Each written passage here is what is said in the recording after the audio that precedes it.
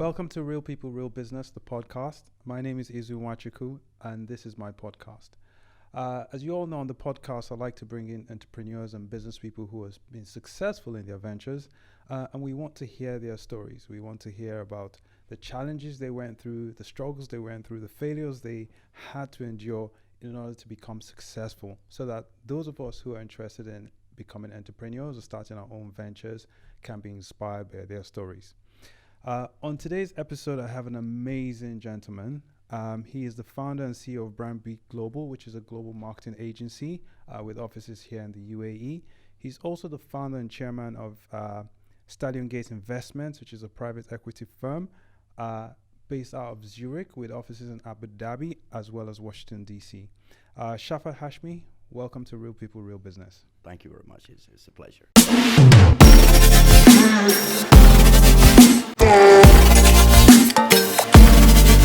Fantastic.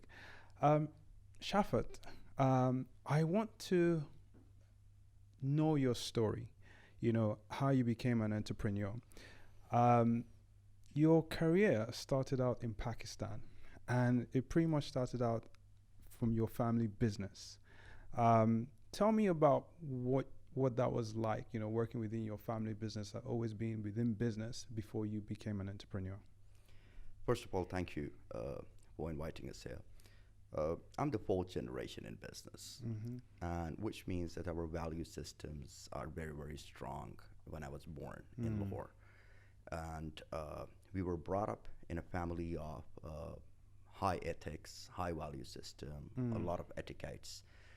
And when I was young, being the eldest son in my family, I was really very close to my father. And my father, he was a fighter pilot in Air Force. Later on, out of his passion, he was a pilot. And then ultimately, he had to join his business. So he carried on with his business. I joined him at a very young age when I was literally in grade 4, grade 5. And I used to sit next to him. And that's how we progressed. When I was done with my advanced levels and I entered my bachelor's degree program. That was a time when I was literally doing part-time business with my father full-fledged, and part-time I was studying. I finished off with my MBA, specialized in marketing and finance, and then my father told me, you need to go and do a job. Okay. So it was quite interesting because I was carrying a card of managing partner with our family business. Yeah. And then suddenly I had to go and look for a job. I ended up with Levi's, the fashion brand, jeans pair. I love art, I love fashion, and I love advertising and marketing. Back then, it was this amazing dream of getting into brand management, And brand was this big thing, American company, lots of fun, lots of runways, pretty models, Yes. lots of music. I was like, okay, let's have some fun. I entered there at a very early stage position because I was a fresh graduate and I was treated exactly as anybody else would be treated, a fresh MBA. My family business experience never even counted. However, it reflected in my career growth. So within 3 months, I was promoted as a manager. And within 6 months, I was looking after all 3 brands and moved out to internationally as well to look at the regional operations. Came to Dubai.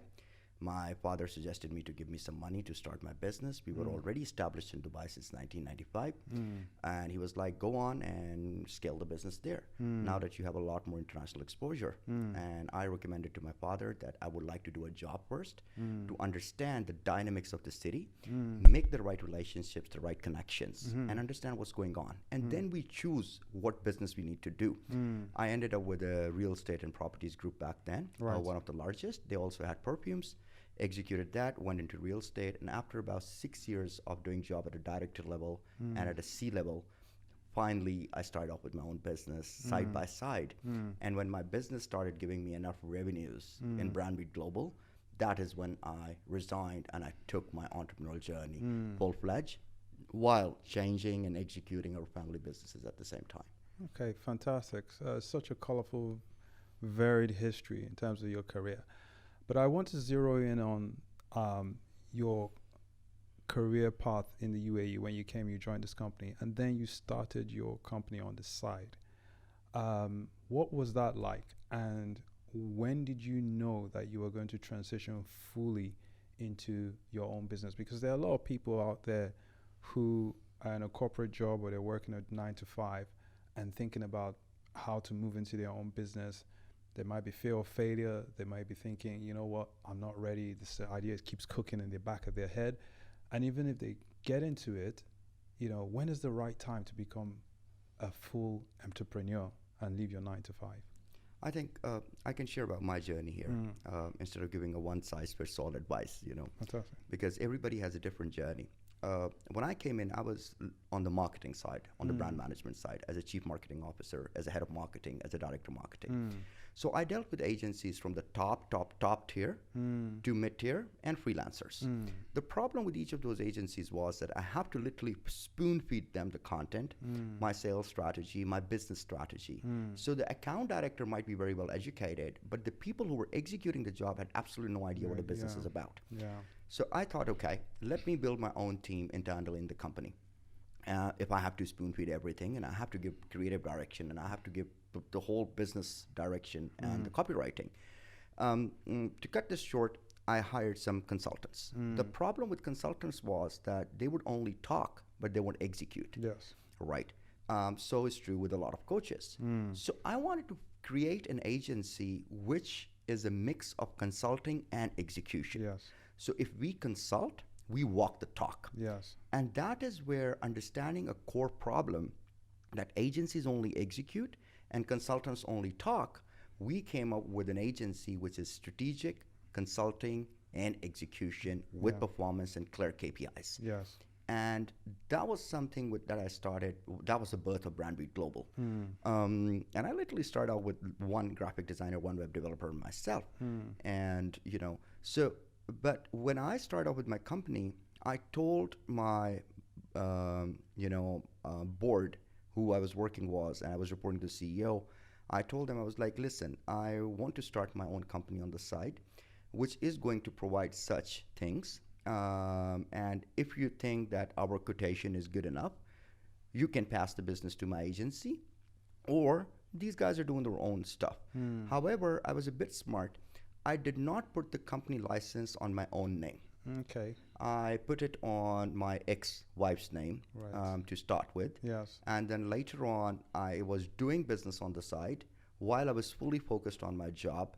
And I understood how the customers and the market is responding to it. Yes. And then your second question, which is when did I make a decision? It's a very simple decision. I was making about 38,000 dirhams back then per month. Along with commissions ranging up to 150 to 200,000 dirhams a month. So a person who's making about 250,000 dirhams a month, you know, that's a lot of money in Dubai. Okay. And I wanted to make sure that I'm making at least half of this through my agency. Okay. And when my revenues hit about 120, 150,000 dirhams a month from my agency side, I had enough retainers, and I knew there are more projects which are coming in. So that is when I made the move. But when I made the move, I had three things which were taken care of. My home rental was taken care for the next 2 years. My children education was taken care. Healthcare was taken care. And my everyday kitchen operations of the home for the next 1 year, I had enough savings. Yeah. And that is when I made the move that even if I have a burn rate in my business for the next 2 years and I could not make enough, my family, my children, everybody is well taken care of. Okay, that's fantastic. So you had built out very clear goals in terms of this is how much I need to be making before I make that jump to being a full-time entrepreneur. And internally looking within your household, you said, okay, I've put the groundwork and I've got the sort of contingency plan for my children's education, my healthcare. My home is safe even for the next couple of years if this doesn't work out. So that gave you the confidence to say, well, we're making the money, and all these other day-to-day things are taken care of, and therefore I can make that move even if I fail. At least you've absolutely. A lot of people don't have that privilege sometimes.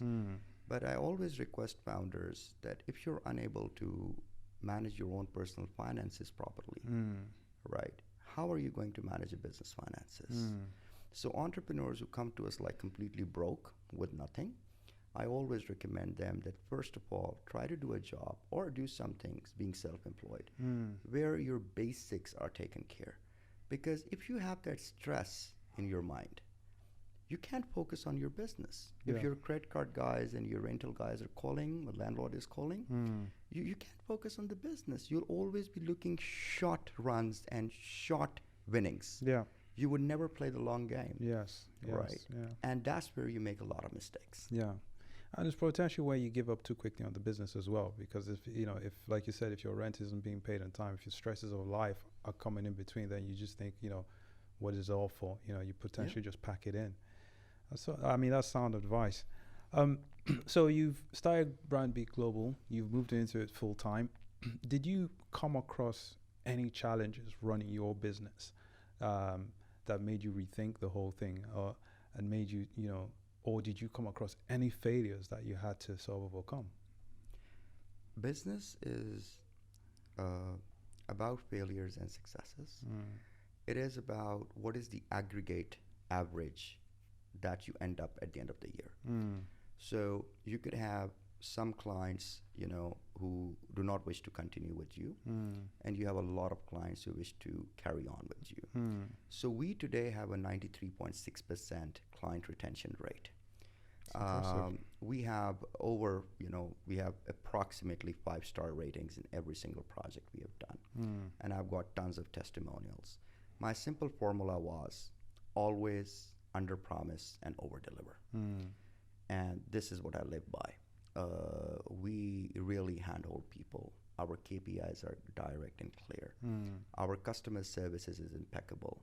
And I wanted to achieve, even back then, to have an agency which is 24/7 available to work. And today, we are operating globally in so many time zones that at any part of the time, there is somebody to serve you and manage it. Because in our kind of business, the website can go down at any point of time. You could have a cybersecurity attack on what we have developed. Somebody might have done a negative PR about you on your socials, and that need to be addressed immediately. Yeah. And that's why we have teams all over the world who will address it immediately, and therefore that gives us a very, very strong competitive edge to serve people. Okay, fantastic. And so you're also on the chair and founder of Stallion Gate Investments. Just tell me a little bit about Stallion Gate Investments. What do you guys do, and why did you start it? What's the purpose of Stallion Gate Investments? So I've been in the real estate industry since 2003 in Dubai. And in 2007-8, I was full-fledged involved in it. Then we welcomed the recession, a global meltdown. 2009, I still was working with a real estate development agency. Then I was working with Range Developments, which is one of the largest citizenship by investment real estate developer right now in the UAE. Yes. And I was part of their co-founding team. I worked as a director. That was a time when I built very strong relationships with investors, and because that was a company that we literally started when we were only 5 people, and then we kept on growing, and therefore I had those relationships, understood the business. But I wanted to always create an investment firm where we offer private equity solutions, joint ventures, mergers and acquisition, more focus on small, medium businesses, real estate asset class, and work on creative financial instruments. That led us to have our own venture capital fund. We have a few funds now in different jurisdictions. And those funds we have been very carefully parking in pre-seed and seed stage startups. But majority of them are going into e-com businesses, and at the same time brick and mortar small medium brands that can still scale globally. So investments is something, I'll just give you a very quick perspective. When I was doing brand marketing, and I'm still doing it, I am actually an expense center on the profit and loss statement. Yes. So when you're looking at the top number, which is sales, and then CGS, and then your gross, then from sales, I am just 4% to 5% of sales. Out of that 5%, if you consider it as 100%, 90 or 80% of that goes into media buying. Yes. 8 or 10% goes into creative, which is what we do, or consulting. So I was literally taking a fraction of a share of real revenues, whereas marketing and branding is the core that makes any brand, any company successful. Yes. But my share is too low. So I could grow, I could have a beautiful coffee table book of my achievements of the brands I've developed, but I could see that I will end up like a broke legend and a broken record at the age of 60, who has nothing else to tell but the stories of what he has achieved. Yes. So it's not wealth generating. Wealth is in investments. Yes. Wealth is in real estate. Wealth is in trading. Yes. And this is why I wanted to get into the industry where I saw, okay, who are the biggest billionaires in the world? Yeah.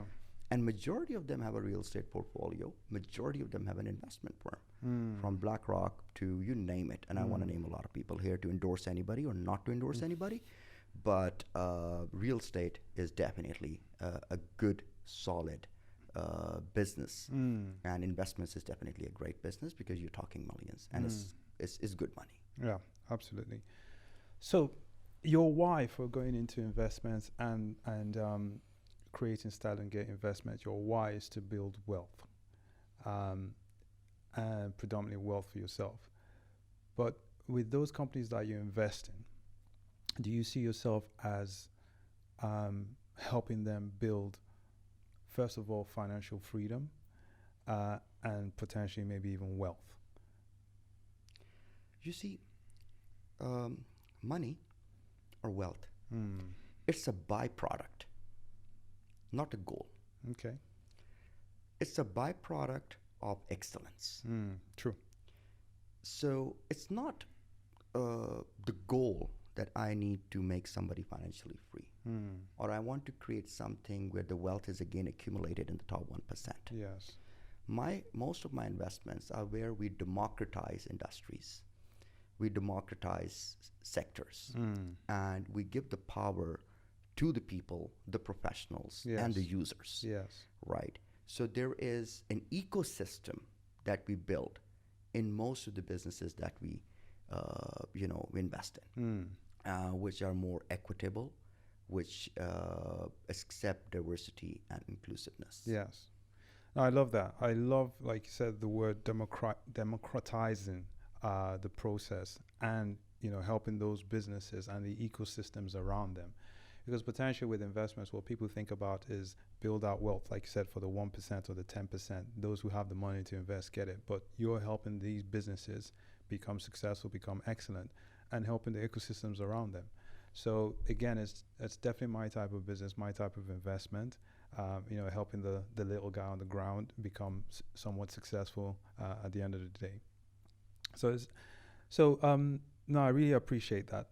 And then I want to ask, you're coming from a brand background. You've become an investor. And this maybe is more of a tactical question, but what role does marketing play in the way you position yourselves and the businesses that you invest in? How do you see it? Like you said, some people see it as a cost center on the finance sheet. And that led you to say, well, there's no money in this. I've got to start looking at how I build wealth. How do you see marketing as part of a business or part of entrepreneurship? Marketing has 7 P's. Product. So if I have to define my product, what am I going to sell? What are the features of the product? What is the design of the product? All of that is marketing. Then it's place, which is distribution channels, intermediaries development, your e-commerce strategy. All of that is distribution and placement. The third thing is promotion. And promotion comes with advertising, et cetera, your media spending, public relations, podcast, all of these things as part of promotions. And then you have price. So you have a price strategy. And pricing is very important because either you could do a cost plus pricing strategy, or you could do a market average pricing strategy, you could do a luxury pricing strategy. It really depends.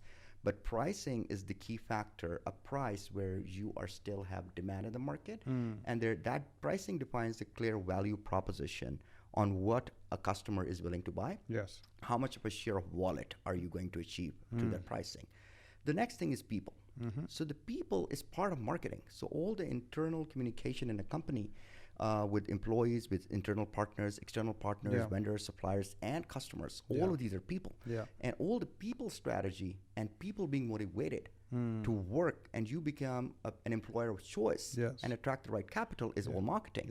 Then comes processes. So all the processes is actually defined by marketing, and marketing has to define the process. And the last thing is packaging. How do you package the product? What's the unboxing experience? Now, if you pick up these 7 things, that is literally 90% of what a business is made of. So marketing is the only function which has a direct impact on the top number, which is sales. You can only sell when you market. You can only sell when you've been able to develop and position a brand with the right value proposition and have scaled it, right? So what a lot of people do, the first thing they do, that's what the accountants tell you, you know, all these amazing firms who look at everything which is after the gross profit until EBITDA or net profit. All these accountants are just trying to fix that portion. You need to fix the top number, which is sales. And the only thing which directly impacts sales is marketing. But unfortunately, they cut the marketing first, and then they cut the most important thing, which is to lay off people. People is your biggest asset. You need to hold the people. You probably need to get rid of that expensive office space. And put people on, at remote work, right? But you don't let go of people, and you do not let go of marketing. Once you let go or squeeze or suffocate these 2 centers, right, your business will collapse. No, listen, I come from a marketing background. It's what I do, and I 100% agree with you. You don't get rid of the people first. You don't get rid of the marketing department. Marketing department shouldn't be seen, in my opinion, as a cost center. It should be seen as an investment back into the business, because at the very least, you get awareness, you get notoriety, you get fame if you do it right. Have you, especially in this region, do you find it challenging, working with, saying, clients or businesses and explaining this logic to them in terms of this is how you should be, this is what marketing means to your business? Do you think that they get it and it's easy to work with them on this, or do you think there has to be a lot of education to sort of and trial and error and testing to get them to buy into this? I love this question. Actually, it has nothing to do with region. It has a lot to do with mindset of the leader. And secondly, it has a lot to do with the sector. So if I'm a B2B who has a pipes construction consulting company for oil and gas, I really don't need marketing. If I'm into executing bank guarantees and an intermediary to execute those, I really don't need marketing. I don't need social media. Even if I'm into private equity placement, I really, and me myself at Stallion Gates, we don't do social media because our people do not like social media and they're not present on social media. However, we have this fantastic branding, which is the investment in the brand. Our marketing collaterals, our brochures, our websites, which are the brand assets. So we invest in that, and that gives us a good edge. It just gives a good experience. Right? But so it really depends. However, I do think that if you convince someone with numbers and with examples, most of the people do understand. But ultimately, it has more to do with the mindset. Some people overspend in marketing, and some people underspend. I feel you're absolutely right. It has to do with the mindset of the leadership. And, the research shows that majority of leaders or CEOs will come from one of 3 roles within the company. So, or one of 3 disciplines. So they'll either come from a sales background, so head of sales, they'll come from a product background, or they'll come from a financial background. So what we have, rarely would you see someone from a marketing background become CEO of a company unless they're starting their own company. So what we tend to find out is we have someone who knows all about selling. So if we're not selling, there's a problem.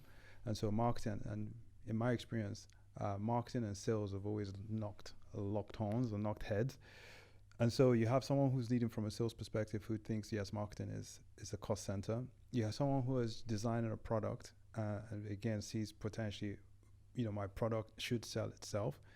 And then you have someone whose job is just to find the best way not to spend money in the company from the CFO's perspective to save money. And so when you have this sort of leaders leading the company, so marketing doesn't seem to ring true to them. And, when there's a crisis, there's an issue, like you said, cut the marketing budget, let the people go.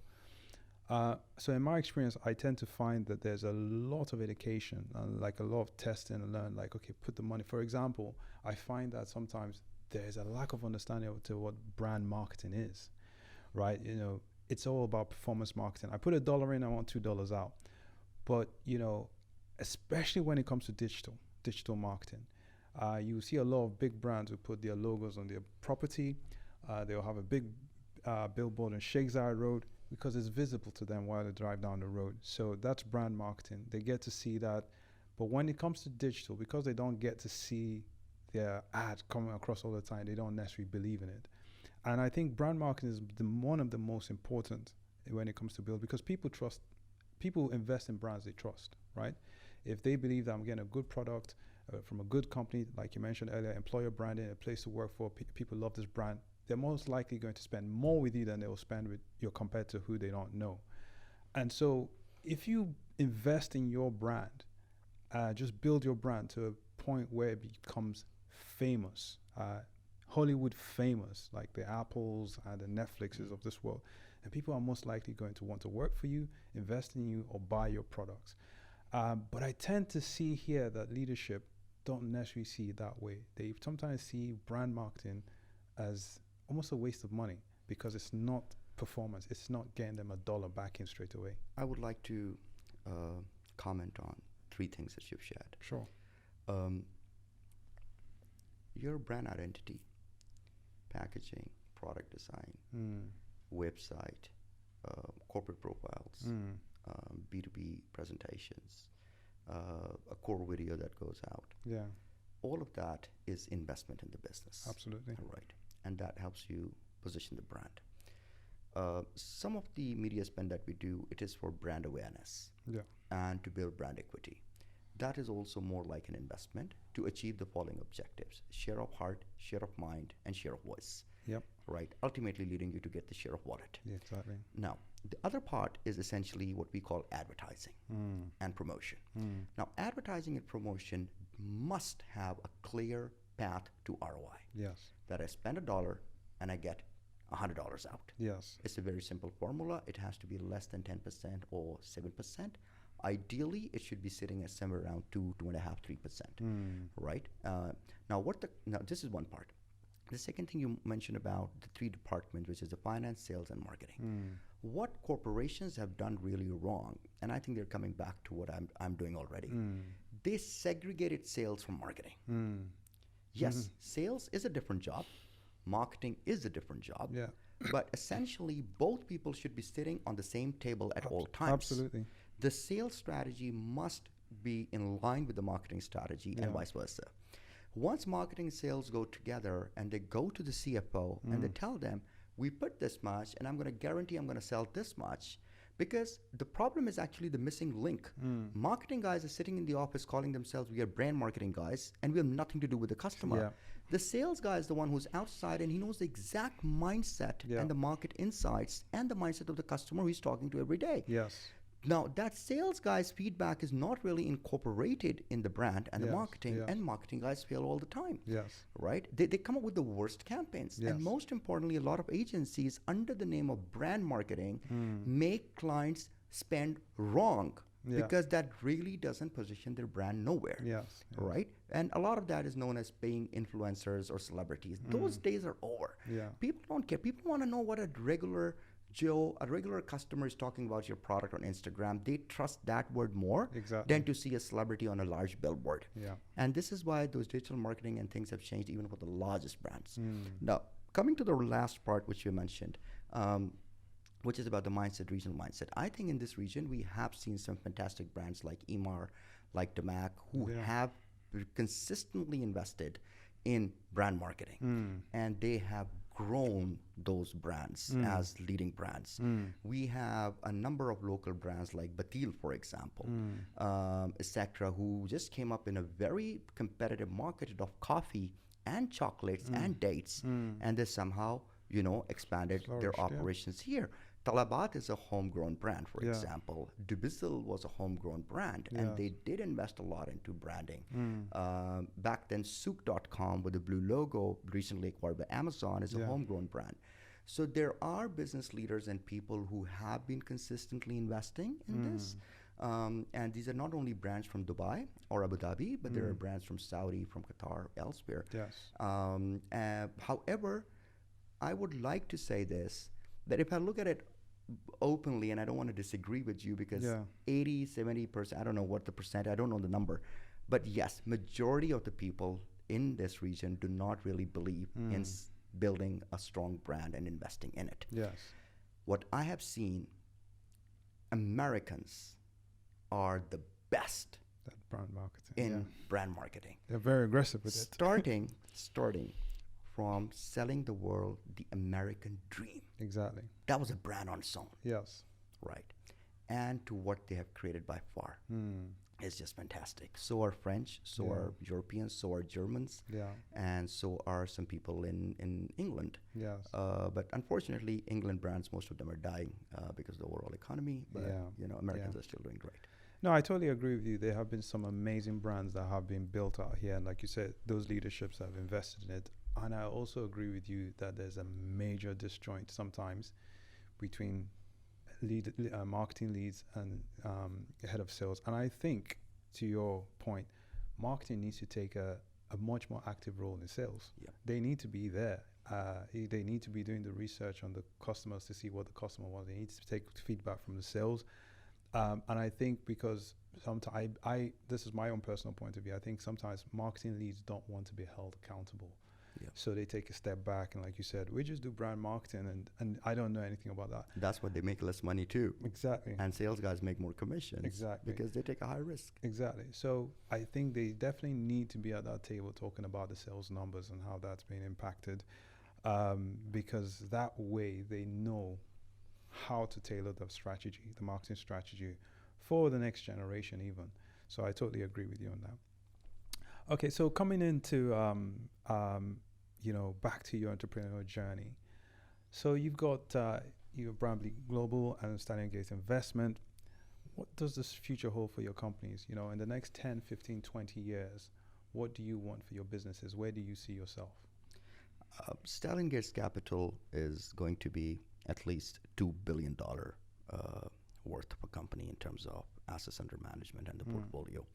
And we are on track to achieve this in the next 5 years with a lot of opportunities in Saudi, a lot of opportunities that we see in America, and some emerging markets and developing markets. Yes. With regards to BrandBeat Global, we aim to look at the revenues which are going to hit beyond and above at least $10 million, only on creative. We are working on, and consulting. We are currently working on certain platforms, and most of the investments that Stallion Gates Investments do are also in the digital marketing platform, SaaS-based company space. Fantastic. Because we want to integrate them to give us a competitive edge as to have those, platforms or softwares that can reduce the spillover of media on Instagram and Facebook, and can better target customers and give better CAC and better, lead gen cost and conversion rates. So such softwares and having the leverage through artificial intelligence, I do believe that the advertising marketing agency business is changing from typical agency to freelancing, and from freelancing to AI, Yes. to tools like Canva and a lot out there. So I think it is changing, and AI is suggesting a lot of things. So the future is really to leverage AI and become even more efficient, more smarter.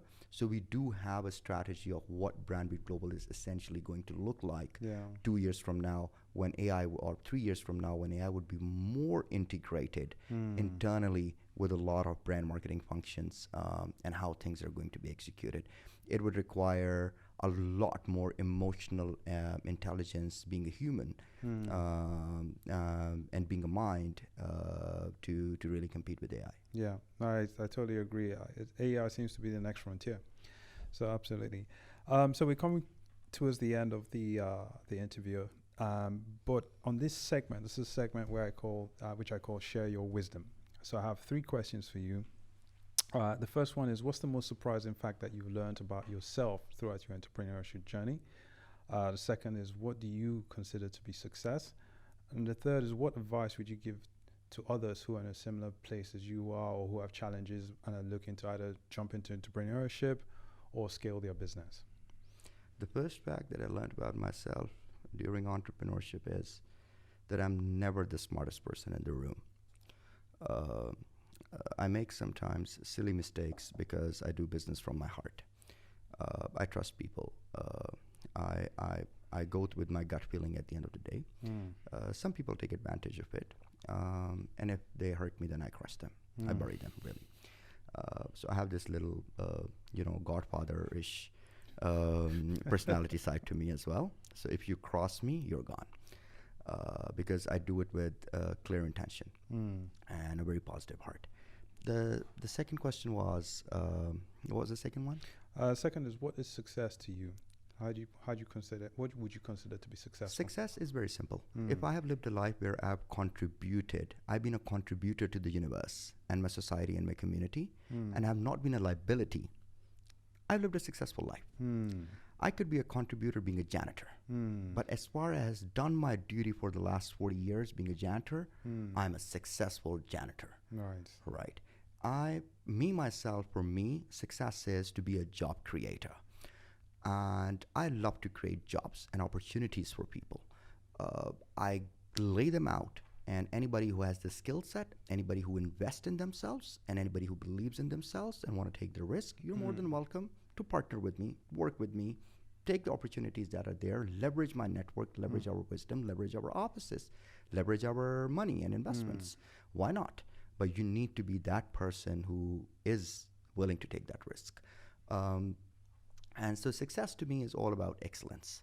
It is about how you have changed humanity, and it's about excellence. It's about creativity. It's about innovation. How you made humanity become better. That is success. And the last question. The first question is, what advice would you give to someone who is thinking about becoming an entrepreneur, or is going through it now and they want to scale their business? What would you say to them? Do not benchmark that 0.00001% people and stories out on YouTube and free sick advice, where somebody has put up a PowerPoint presentation and raised $10 million. Those cases are very rare. Okay. But to become a unicorn, it is also very rare. It is point, and then you have to put 7 zeros and a 1. That is the amount of people who become a unicorn. Do not fool yourself. That's very important. Be practical. Have a practical business which has a clear route to profitability. Focus on bootstrapping and building profits compared to spending 90% of your time on lame networking events and raising funds with all kinds of investors. I have seen a lot of founders fail good business ideas because their focus was not to run the business and make profits, but to raise more money all the time. And raising money is not really business. Business is about profitability. You only raise money and bring a liability on the business when you need it. And that's about it. And if you're such a great business person, you've done so much good and you've done the first seed round or whatnot, your existing investors will be ready to invest with you. Because if you're giving them returns, if you're giving them profitability, valuation increment is not profitability. Valuation increment is a piece of paper. Right? The valuation can go up and the valuation can go down. Right? Some person might have invested $100 million valuation, but 2 years later, if you haven't delivered and you're not profitable, your valuation is going to be crap. It's going to be less than $100,000. Everybody would have lost money, so is you, and the money was only on the books for that period of time. So focus on profitability, be practical, have a backup first, have money, do a job before you do business. Okay. Be practical, focus on profitability, be realistic about money. Fantastic. Shafaat, thank you so much for your time. It's been really insightful, and I'm sure our guests will enjoy some of the gems that you've dropped here today. Thank you so much. I really appreciate your time. I'm humbled. Thank you, Izu, and thanks to all your team who's been here to bring it to life. Fantastic. Thank you.